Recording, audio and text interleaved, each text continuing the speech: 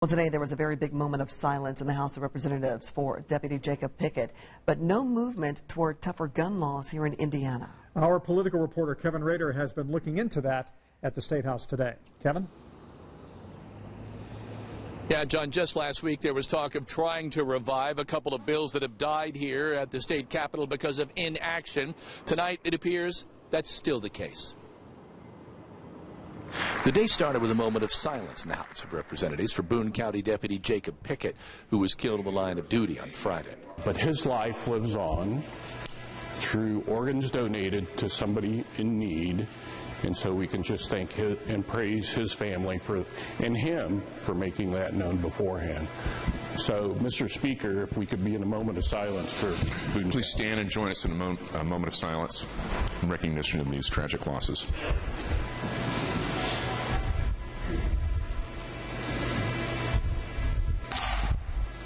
Thank you, Dr. Brown. Thank you. Afterwards, I was able to catch up with Speaker of the House Brian Bosma and ask him about whether last week's tragedy might have any effect on gun bills that just last week he had said he was looking for ways to bring back after both had died. No, I think the measures that we're talking about are common sense. They're pretty simple. One is to exempt a church that has a school, if they desire to, from the no-gun zone. Another bill would have eliminated some point-of-sale background checks, but support for that appears to be waning. I'm not in favor of changing any background checks or fingerprinting requirements, but if the Senate and House authors can come together on some waiver of permitting fees, I don't have any problem with that. Now, this late in the session, a bill must have either passed out of the House or the Senate to be available for any action in conference committee, and this legislative session ends March 14th. John? All right. Thank you. Kevin Rader at the State House tonight.